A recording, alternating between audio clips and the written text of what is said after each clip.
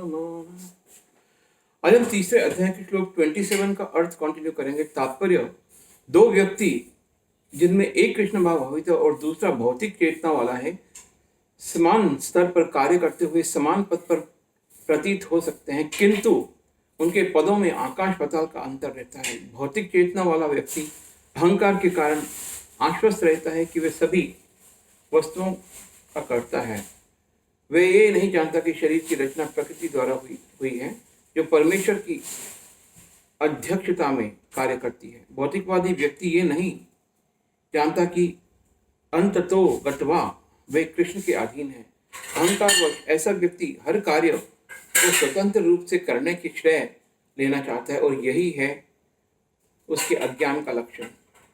उसे ये ज्ञात नहीं कि उसके इस स्थूल तथा सूक्ष्म शरीर की रचना प्रकृति द्वारा भगवान की अध्यक्षता में की गई है। अतः उसके सारे शारीरिक तथा मानसिक कार्य कृष्ण भाव अमृत में रहकर कृष्ण की सेवा में तत्पर होना चाहिए। अज्ञानी व्यक्ति ये भूल जाता है कि भगवान ऋषिकेश कहलाते हैं, अर्थात वे शरीर की इंद्रियों के स्वामी हैं। इंद्र तृप्ति के लिए इंद्रियों का निरंतर उपयोग करते रहने से ये वे अहंकार के कारण वस्तुतः मोहग्रस्त रहता है, जिससे वे कृष्ण के साथ अपने शाश्वत संबंध को भूल जाता है।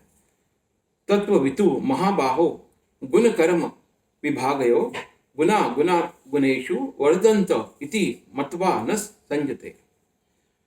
तत्वविद, परम सत्य के जानने वाला तू, लेकिन महाबाहो, हे विशाल भुजाओं वाले, गुण कर्म भौतिक भाव के अंतर्गत कर्म के विभागयो भेद के, गुना इंद्रियों, गुणेशु इंद्रिय तृप्ति में, वर्तनते तत्पर रहती है, इति इस प्रकार मत्वा मानकर न कभी नहीं संजते आसक्त होता है।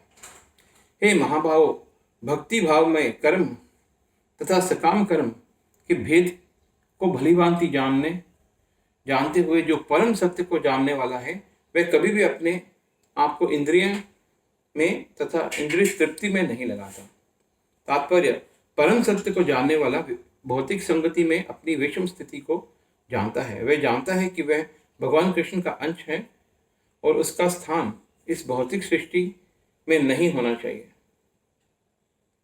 वह अपने वास्तविक स्वरूप को भगवान के अंश के रूप में जानता है तो सत चित आनंद है, और उसे ये अनुभूति होती रहती है कि मैं किसी कारण से देहात्म बुद्धि में फंस चुका हूँ। अपने अस्तित्व की शुद्धि अवस्था में उसे सारे कार्य भगवान कृष्ण की सेवा में नियोजित करने चाहिए। फलतः वह अपने आप को कृष्ण भाव अमृत के कार्यों में लगाता है और भौतिक इंद्रियों के कार्यों के प्रति स्वभावतः अनासक्त हो जाता है, क्योंकि ये परिस्थिति जन्य तथा अस्थायी है। वह जानता है कि उसके जीवन की भौतिक दशा भगवान के नियंत्रण में है। फलतः वह सभी प्रकार के भौतिक बंधनों से विचलित नहीं होता, क्योंकि वह इन्हें भगवत कृपा मानता है। हरे कृष्णा।